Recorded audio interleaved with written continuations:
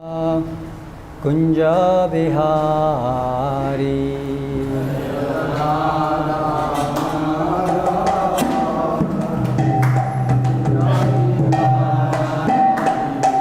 जय राधा माधव कुंज बिहारी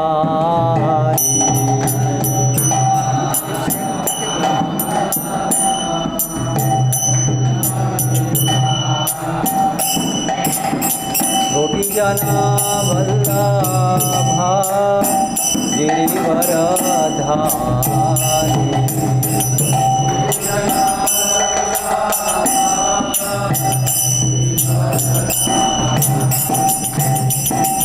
गोपीजना वल्लभा गिरिवरधारी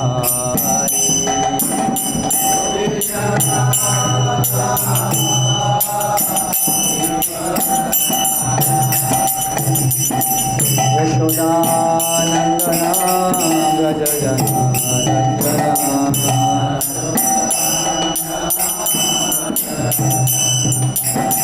यशोदानंदना व्रज जनार्दना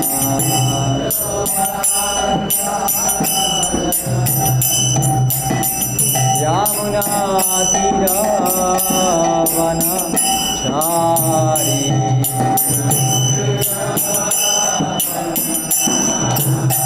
यमुना तीरावनचारी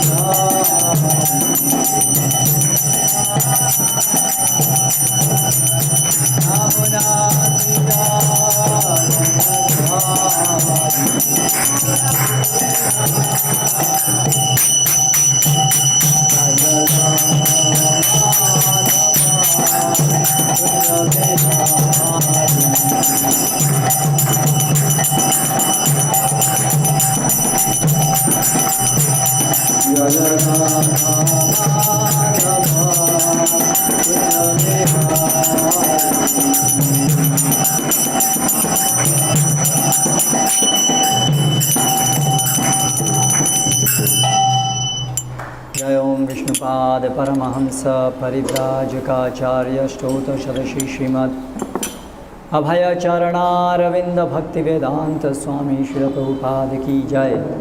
जय ओम विष्णुपाद परमहंस परिव्राजकाचार्य स्तोत्र सदशी श्रीमद् भक्ति सिद्धांत सरस्वती गोस्वामी श्री प्रभुपाद की जय। अनंत कोटि वैष्णव वृंद की जय। नामाचार्य श्रील हरिदास ठाकुर की जय। प्रेम से कहो श्री कृष्ण चैतन्य प्रभु नित्यानंद श्री अद्वैत गदाधर श्रीवासादि गौर भक्तवृंद की जय। श्री श्री राधा कृष्ण गोप गोपी गो श्याम कुंड राधा कुंड गिरि गोवर्धन की जय। वृंदावन मथुरा धाम की जय। नवद्वीप मायापुर धाम की जय। भक्ति देवी की जय। तुलसी देवी की जय। समवेत भक्त वृंद की जय। निताय गौर प्रेमानंदे हरि हरि हरि बोल। नमो विष्णु पादाय कृष्ण प्रेष्ठाय भूतले श्रीमते भक्तिवेदांत स्वामिनिति नामिने नमस्ते सारस्वती देवे गौरवाणी प्रचारिणे निर्विशेष शून्यवादी पाश्चात्य देश तारिणे।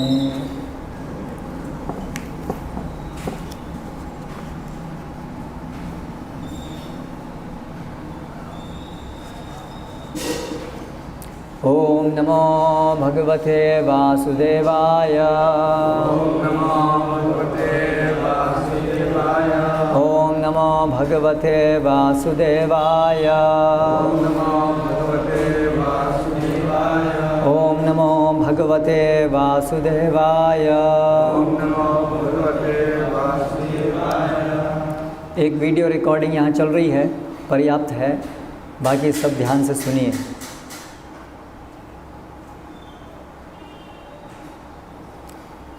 आज हम पढ़ रहे हैं श्रीमद् भगवद गीता यथारूप अध्याय 5 कर्मयोग कृष्ण भावना भावित कर्म, श्लोक क्रमांक 22।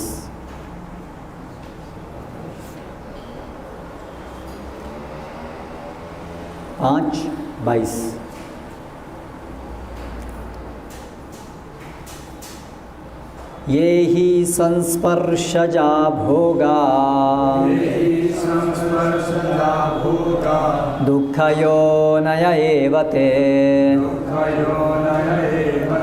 आद्यन्तवन्त कौन्तेय न तेषु रमते बुधः। ये ही संस्पर्शजा भोगा दुःखयोनय एव ते आद्यन्तवन्त कौन्तेय न तेषु रमते बुधः। ये ही संस्पर्शजा भोगा दुःखयोनय एव ते आद्यन्तवन्त कौन्तेय न तेषु रमते बुधः।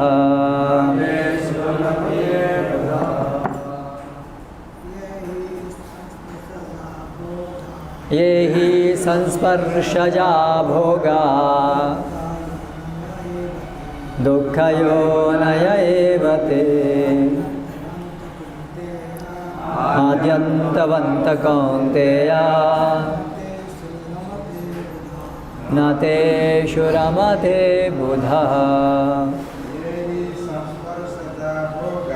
ये ही संस्पर्शजा भोगा दुःखयोनय एव ते आद्यन्तवन्त कौन्तेय न तेषु रमते बुधः।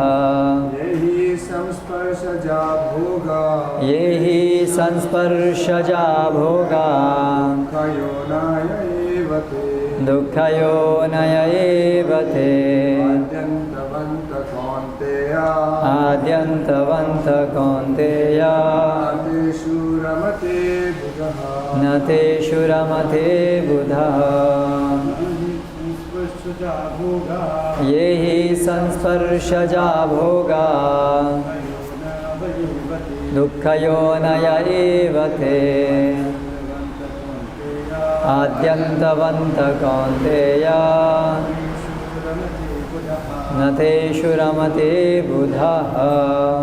ओके, जो इधर बैठे हैं थोड़ा वो सामने आ जाएं तो ज़्यादा सामने।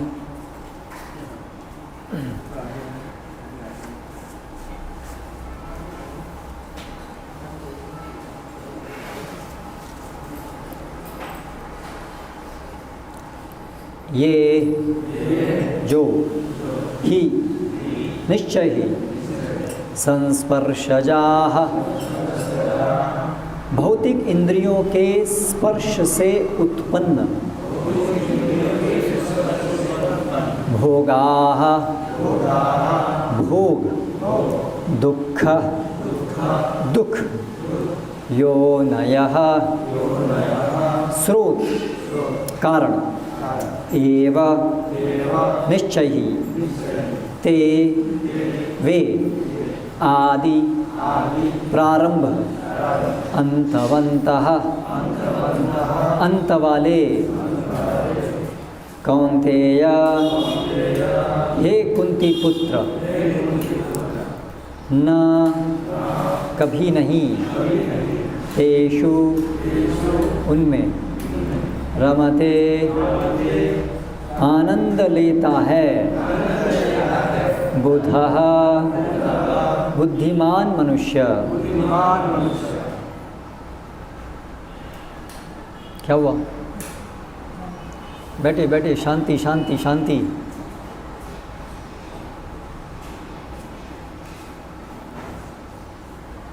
अनुवाद एवं तात्पर्य द्वारा कृष्ण कृपा मूर्ति श्री श्रीमद् अभयचरणारविंद भक्ति वेदांत स्वामी श्रील प्रभुपाद।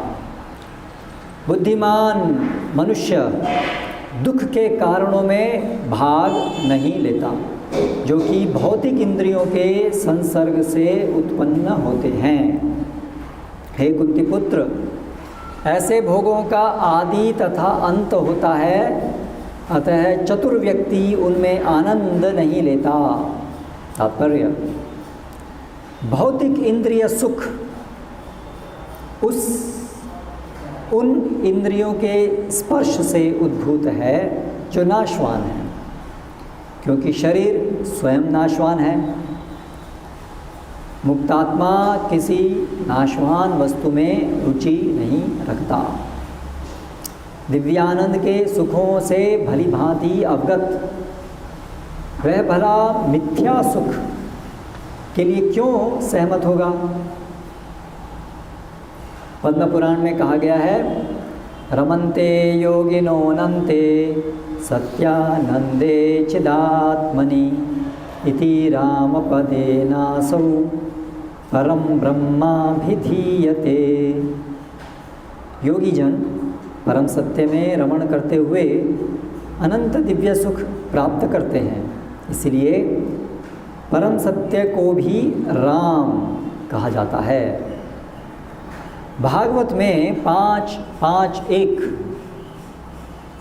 भी कहा गया है, नायं देहो देहभाजां नृलोके कष्टान कामान अर्हते विड्भुजां ये तपो दिव्यं पुत्रकायेन सत्वं शुद्ध्येत यस्मात् ब्रह्म सौख्यं तनंतम।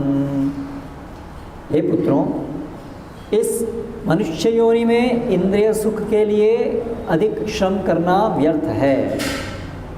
ऐसा सुख तो सूकरों को भी प्राप्य है। इसकी अपेक्षा तुम्हें इस जीवन में तप करना चाहिए जिससे तुम्हारा जीवन पवित्र हो जाए और तुम असीम दिव्य सुख प्राप्त कर सको। अतः जो यथार्थ योगी या दिव्य ज्ञानी हैं, वे इंद्रिय सुखों की ओर आकृष्ट नहीं होते, क्योंकि ये निरंतर भवरोग के कारण हैं। जो भौतिक सुख के प्रति जितना ही आसक्त होता है, उसे उतने ही अधिक भौतिक दुख मिलते हैं। ओम अज्ञानतिमिरान्धस्य ज्ञानञ्जनशलाकया चक्षुरुन्मीलितं येन तस्मै श्रीगुरवे नमः। श्रीचैतन्यमनोभीष्टं स्थापितं येन भूतले स्वयं रूपकदा मह्यं ददाति स्वपदान्तिकं। वन्देऽहं श्रीगुरो श्रीयुतः पदकमलं श्रीगुरुन् वैष्णवांश्च। श्रीरूपं साग्रजातं सहगण रघुनाथान्वितं तं सजीवं साद्वैतं सावधूतं परिजनसहितं कृष्णचैतन्यदेवं श्रीराधा कृष्णपादान् सहगण ललिता श्रीविशाखान्वितांश्च।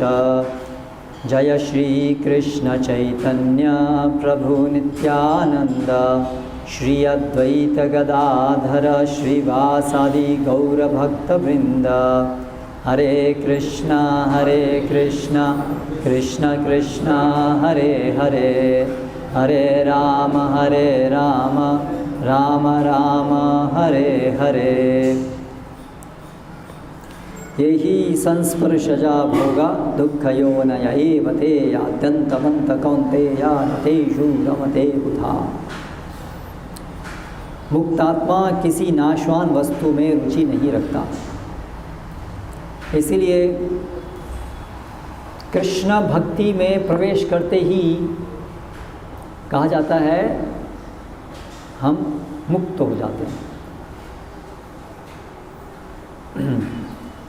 भक्ति का जो प्रवेश द्वार है वो मुक्ति की अवस्था है।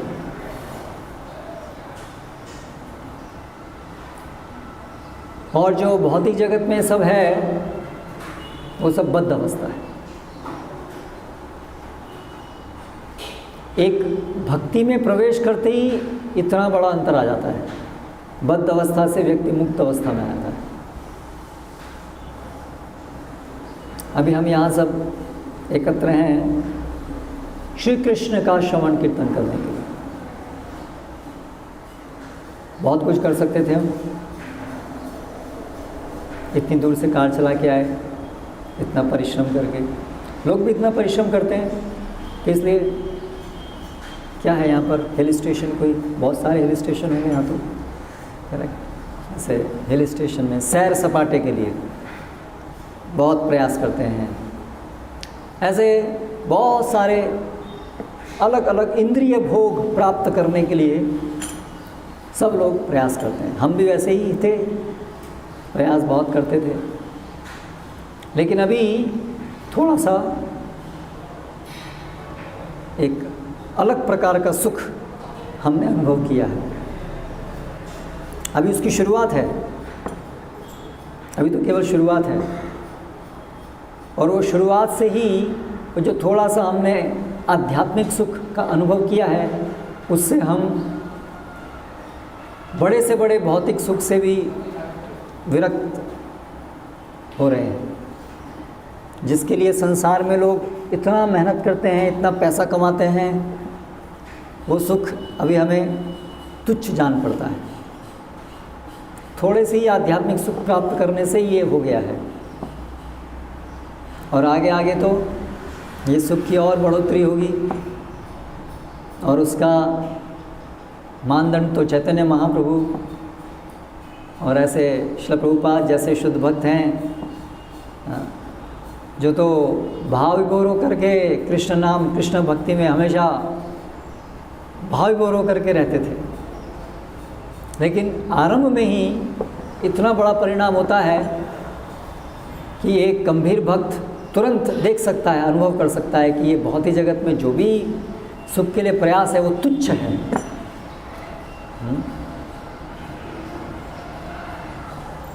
यन मैथुनादि गृहमेदि सुखम ही तुच्छम, तुच्छम, बहुत तुच्छ। लेकिन संसार के लोग सोचते हैं वो बहुत महानतम है, लेकिन भक्त समझ जाते हैं ये तुच्छम है। तो है कितना बड़ा अंतर है भक्ति में और बद्ध अवस्था में। लोग बहुत बुद्धिमान हैं भौतिक दृष्टि से, जो मैथुनादि सुख को बहुत बड़ा मानते हैं, भौतिक दृष्टि से बड़े बुद्धिमान हैं। इतने बड़े बड़े कार्य करते हैं, देखिए कितनी बड़ी बड़ी बिल्डिंग बनाई हैं, कितने इसके लिए कितना उनकी बुद्धि होगी कि उन्होंने कितना अच्छे से पैसा कमाया होगा जब इतने बड़ा बड़ा बिल्डिंग बनाया है। आसान नहीं है पैसा कमाना, उसके लिए बहुत बुद्धि चाहिए, बहुत श्रम चाहिए, सतत श्रम चाहिए, पूरे जीवन भर बहुत फोकस्ड होना पड़ेगा, बहुत कुछ चाहिए पैसे कमाने के लिए। तो ऐसे कितने सफल लोग हैं संसार में जो बहुत पैसा कमा रहे हैं, सफल हैं, लेकिन वो ये नहीं समझ पाए गृहमेदि सुखम ही तुच्छम, ये सारा जो सुख है वो तुच्छ है। इसलिए उसके पीछे अभी भी भाग रहे हैं, उस तुच्छ सुख के लिए, चपल सुख के लिए अभी भी भाग रहे हैं। लेकिन उनको क्या प्राप्त होता है? दुखम। प्रभुपाद क्या लिखते हैं? जो भौतिक सुख के प्रति जितना ही आसक्त होता है उसे उतने ही अधिक भौतिक दुख मिलते हैं।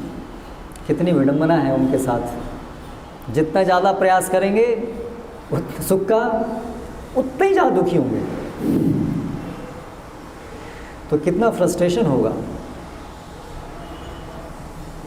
जो सोच रहे हैं मिलेगा, प्रयास कर रहे हैं उस ऐसा जिससे उससे उल्टा मिलेगा। इसलिए लोग बहुत फ्रस्ट्रेटेड हैं, बहुत कंफ्यूज्ड हैं। क्या हो रहा है, क्या हो रहा है? ओह, और थोड़ा प्रयास करो, ऐसे नहीं ऐसे प्रयास करो, ऐसे नहीं ऐसे करो। साइकिल नहीं मोटरसाइकिल, मोटरसाइकिल नहीं कार, कार नहीं एरोप्लेन, एरोप्लेन नहीं मार्स। कुछ ना कुछ करना है। ये कुछ दुख मिल रहा है, कष्ट है, क्यों? कुछ अभी भी ढंग से कैलकुलेशन नहीं किया, फार्मूला मिस्टेक, थोड़ा ठीक करो फार्मूला। लेकिन जितना फार्मूला ठीक करते हैं उतना ही और ज़्यादा दुख मिलता है। इसीलिए भक्तगण ये देख पाते हैं कि भक्ति के बिना सबकी स्थिति बड़ी दुर्दयनीय है। सब अत्यंत दुख को प्राप्त हैं और जिस प्रकार से वो प्रयास कर रहे हैं और अधिक दुख बढ़ा रहे हैं अपना, और अधिक दुख बढ़ा। और ये आजकल के इस आधुनिक समय में तो बहुत स्पष्ट तरीके से और बहुत एक्यूट तरीके से हम देख सकते हैं। एक साल में लोग अपने सुखों को प्राप्त करने के संसाधन में बहुत तेज़ी से प्रगति या नया बहुत कुछ लेके आ रहे हैं, करेक्ट? और जितना जल्दी नया सुख के साधन लेके जा रहे हैं उतना तेज़ी से जल्दी से और दुख तेज़ी से बढ़ता जा रहा है। इसलिए आजकल एक बहुत बड़ी समस्या है चिंता। आजकल ये महत्वपूर्ण जीवन, हर एक व्यक्ति के जीवन का एक महत्वपूर्ण अंग है चिंता। भगवान भगवद गीता में 16वें अध्याय में इसके विषय में बहुत सुंदर ज्ञान देते हैं। ऐसे लोग जो कि कृष्ण भक्त नहीं हैं, इंद्रिय भोग के पीछे ललायित हैं, चिंता उनकी क्या होती है? चिंताम अपरिमेयाम ते प्रलयांतम उपाश्रिताः कामोपभोग परमा एतावदिति निश्चिताः। क्या अर्थ है इसका? चिंताम अपरिमेयाम, अपरिमेयाम मतलब जिसका परिमाण नहीं है, परिमाण, सीमा, माप, जिसका माप नहीं है, इतनी चिंता है। सीमा अति, असीमित चिंता है। चिंताम अपरिमेयाम ते, उनकी प्रलयांतम, कब तक? प्रलय के समय तक, मृत्यु के समय तक। प्रलयांतम उपाश्रिताः, उपाश्रिता मतलब वो आश्रित हैं, स्थित हैं। मरते समय तक असीमित चिंताओं में घिरे हुए। कामोपभोग परमा, क्यों? क्योंकि काम परम मान लिया है, इंद्रिय सुख को परम मान लिया है, इंद्रिय सुख को सुख मान लिया है।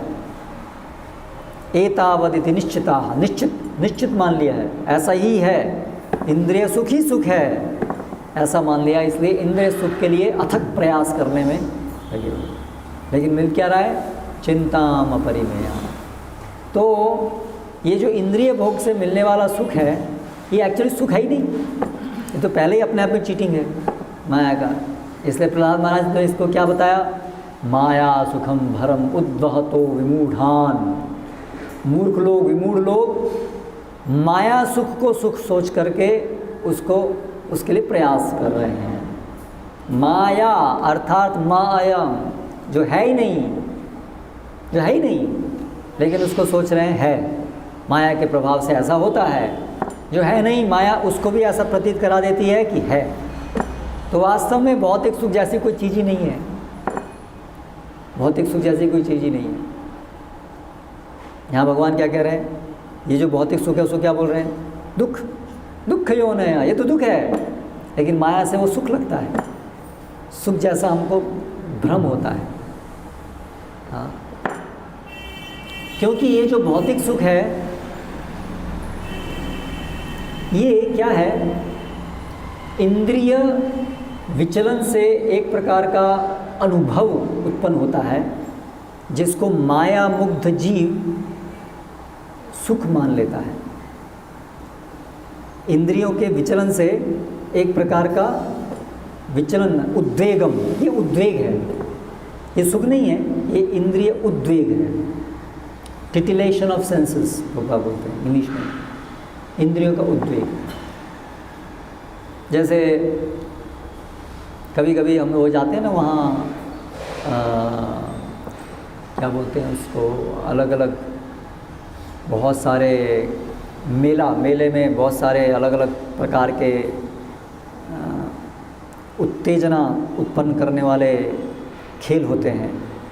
एक बहुत तेज़ गाड़ी चलती है, बहुत तेज़ स्पीड से ऊपर नीचे, फिर एक और बहुत बड़ा चक्र होता है फेरी व्हील, उसमें ऐसे तेज़ी से जब हम जाते हैं, या जब कार बहुत तेज़ से चलाते हैं ना, तो एक इंद्रियां जो हैं वो उत्तेजित हो जाती हैं, है ना। तो एक सेंसेशन होता है, एक प्रकार का अनुभव होता है इंद्रियों के विचलन से।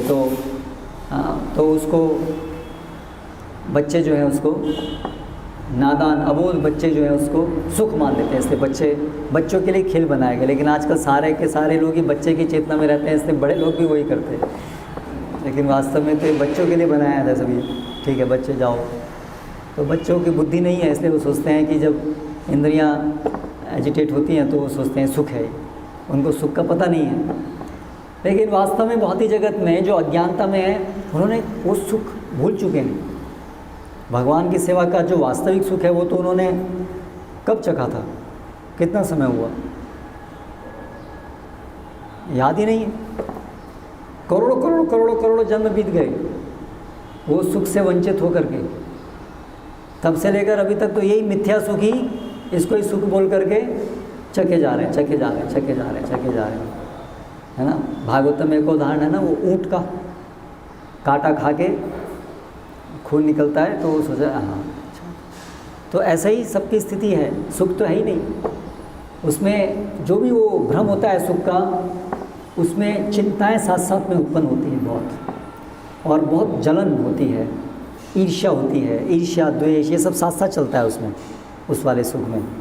तो वो सुख क्या है, वो बहुत ही अलग उसका गुण है। जो इंद्रिय भोग का जो सुख है उसका बहुत अलग गुण है। वो गुण कभी भी हमें संतुष्ट नहीं करता है, बल्कि और पीड़ित करता है अंदर से जलन होती है उससे, और चिंता होती है ना। सब प्रकार के कष्ट घेर लेते हैं, और अंत में एक दिन तो वो खत्म हो जाता है, और उसकी वजह से और पीड़ना होती है। अरे ख़त्म हो गया, जो भी था ही नहीं पहले तो मिथ्या था, और जो मिथ्या था वो भी ख़त्म हो गया। तो इसके कारण जो जीव है बहुत त्रस्त रहता है, बहुत फ्रस्ट्रेटेड रहता है। इसलिए आजकल जब ये भौतिक सुखों को प्राप्त करने के लिए नए संसाधन उत्पन्न किए जा रहे हैं टेक्नोलॉजी से, तो उसकी वजह से लोग पागल हो रहे हैं, अपना मानसिक संतुलन आराम से खो दे रहे हैं। क्योंकि जितना ज़्यादा हम ये मिथ्या में पड़ेंगे, मिथ्या, तो उतना ज़्यादा आदमी पागल हो जाता है। क्योंकि पागलपन का मतलब पागल जो सही से नहीं सोच सकता है। तो जितना हम मिथ्या सुख के पीछे जाना मतलब कि पागल होना। तो जितना आधुनिक सभ्यता का जो मुख्य लक्षण है वो क्या है, मिथ्या सुख को बढ़ाना। इसलिए लोग चेतना से भी मिथ्या हो जा रहे हैं। पागल होना मतलब मिथ्या चेतना। तो इसीलिए इतने सारे आज मानसिक रोग इतने बढ़ रहे हैं, मानसिक संतुलन लोग खो बैठ रहे हैं। डिप्रेशन कितना सामान्य चीज़ है, इज इट नॉट? डिप्रेशन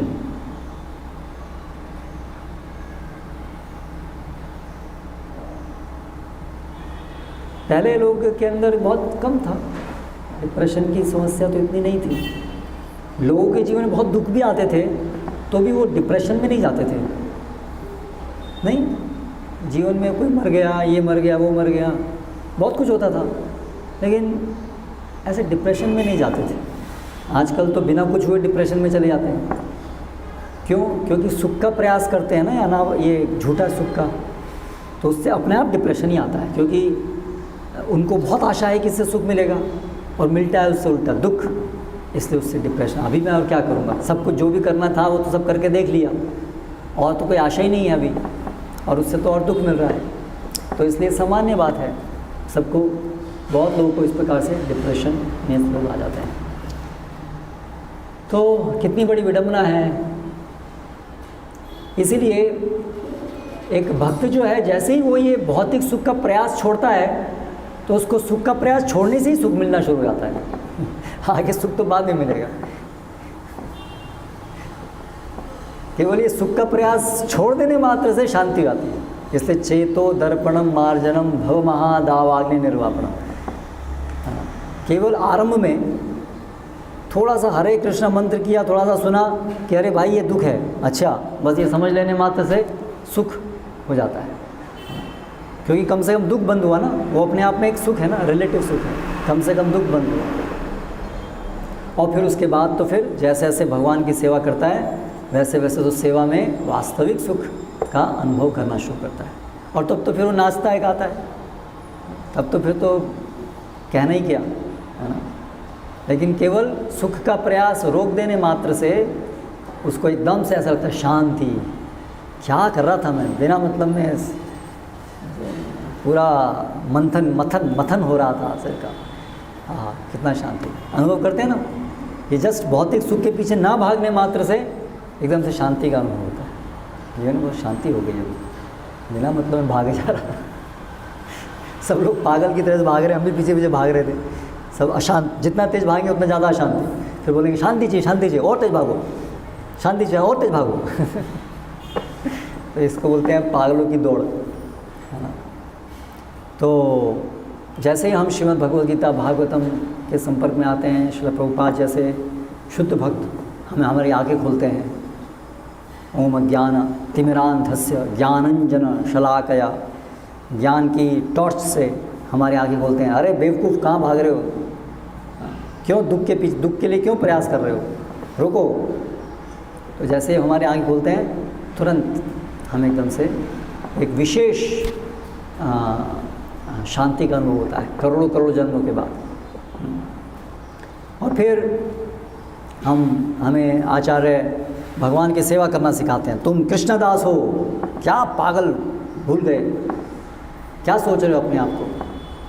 हम क्या सोचते हैं अपने आप को, राजा, संसार का भोक्ता, है ना। पागलपन, जैसे पागल खाने में सब लोग, मैं प्राइम मिनिस्टर हूँ, मैं ये हूँ। पागल खाने में सब लोग सोचते हैं ऐसे ही, बड़ा पागल खाना है, बहुत बड़ा पागल खाना। सब अपने अपने को मिथ्या उपाधि में बना करके सोचते हैं, हम ये हैं, हम वो हैं। ये सब कोरा पागलपन है। हाँ, तो आचार्य आकर के हमको बताते हैं, अरे भाई छोड़ो ये पागलपन, अपनी वास्तविक चेतना में आओ, वास्तविक स्थिति को प्राप्त करो। जीवेरा स्वरूपाय कृष्णेरा नित्यदास, तुम कृष्णदास हो।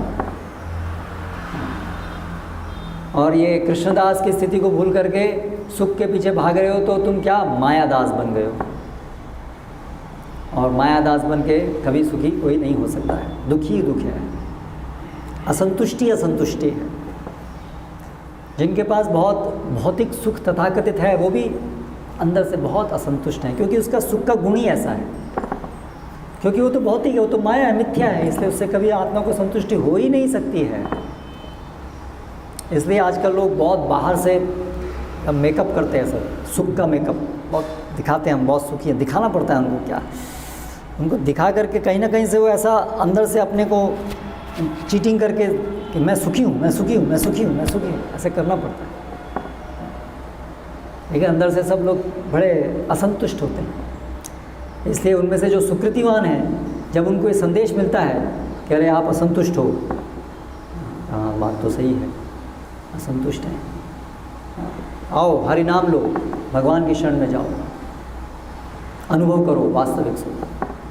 तो वो लोग धीरे धीरे अनुभव करते हैं और फिर अज्ञानता से बाहर निकलने लगते हैं। ऐसे हम सब लोगों के साथ चल रहा है अभी, ये हमारा ट्रांजिशन चल रहा है मिथ्या सुख की दौड़ से, उसको अभी स्टॉप कर रहे हैं। लेकिन स्टॉप करते करते गाड़ी फिर भी तो टाइम लगता है ना, तो उसी डायरेक्शन में भी थोड़ा थोड़ा धीरे स्पीड से भी थोड़ा चलते हैं।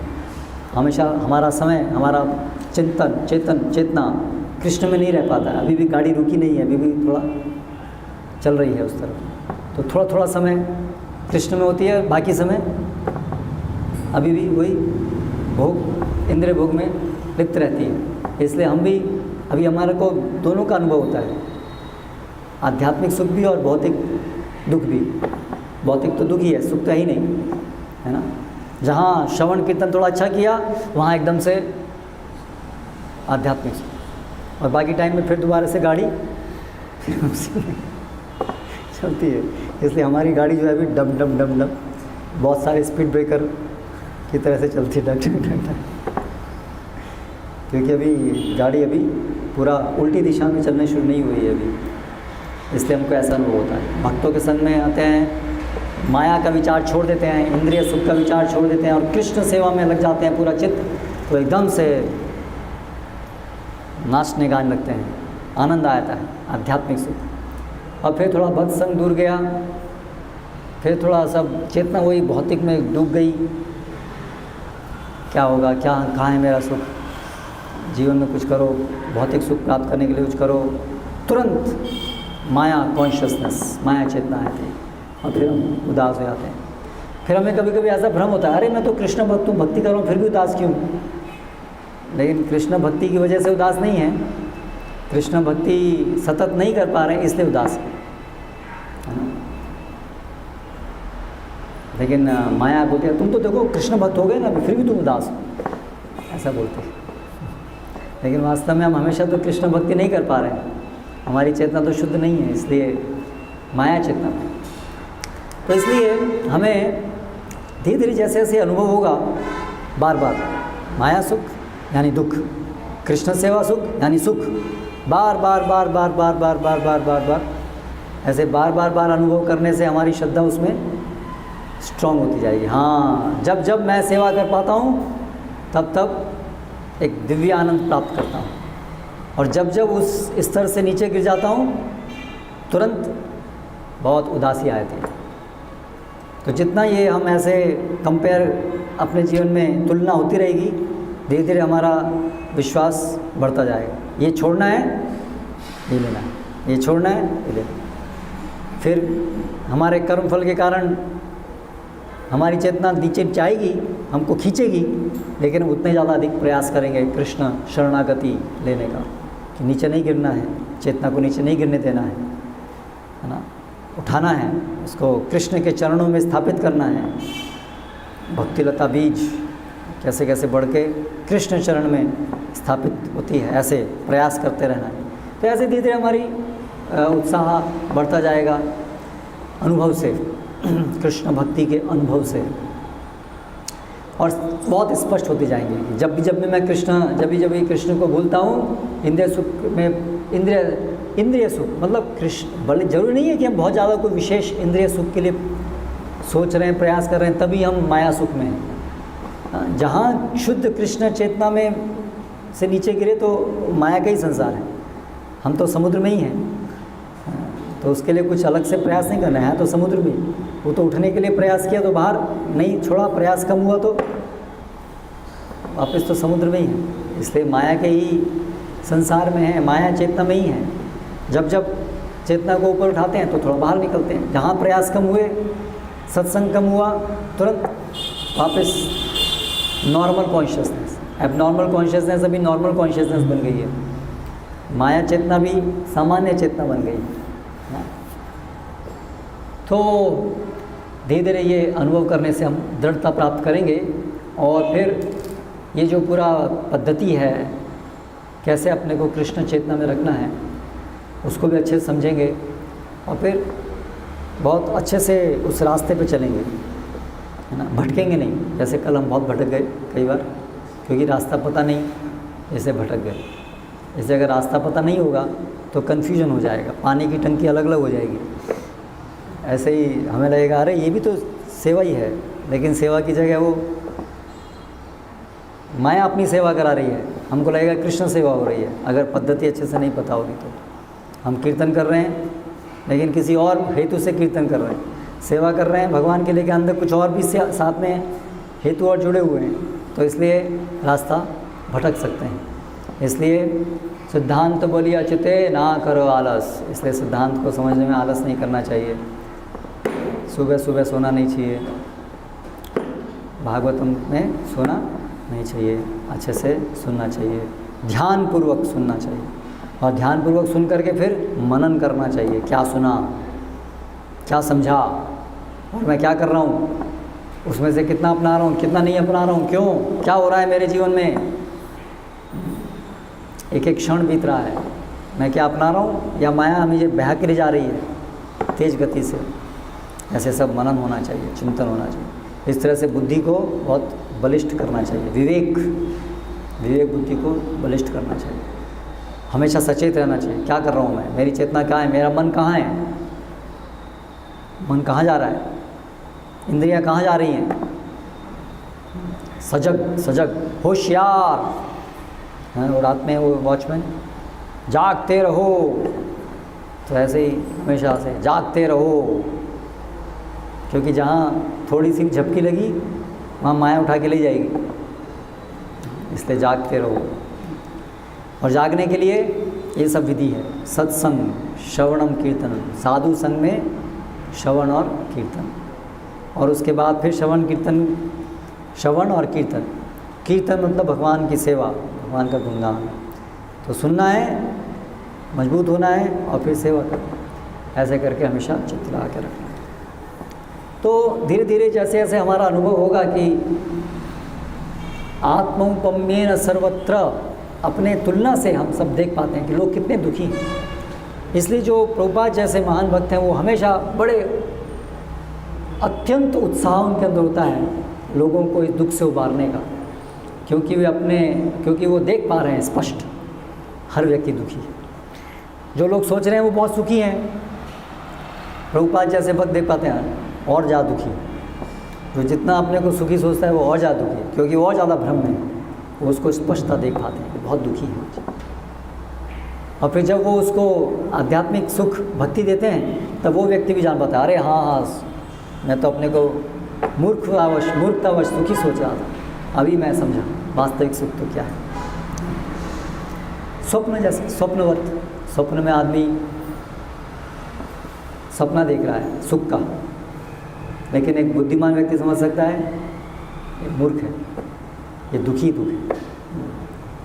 तो इसलिए फिर वो प्रचार करता है, सब लोगों को जोड़ना चाहता है, सब लोगों के दुख का निवारण करना चाहता है, इसलिए वो प्रबल प्रचार करता है, क्योंकि वो अपने जीवन में इसको स्पष्टता देख पाता है।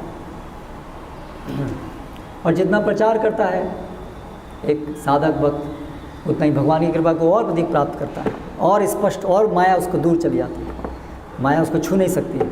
जो प्रचार करता है, जो दूसरों के लिए भी भक्ति प्रदान करता है, और इसलिए उसकी स्थिति बड़ी मजबूत हो जाती है।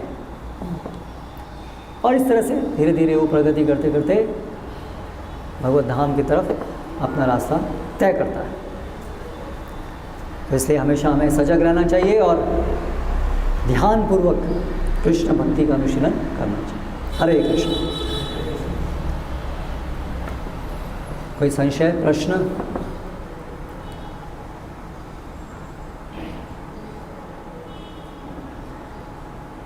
समाप्त करेंगे।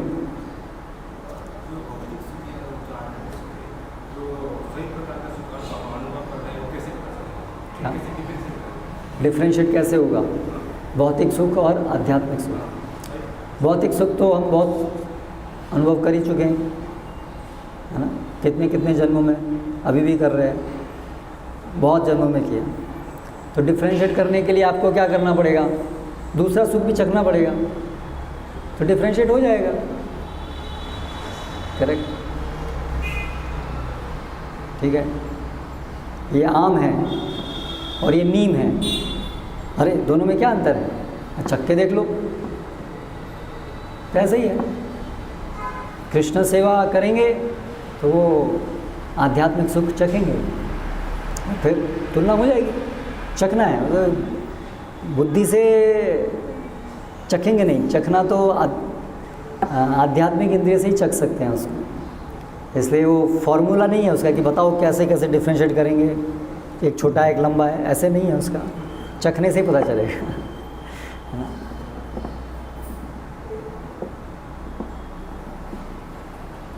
ठीक है। श्रील प्रभुपाद की जय।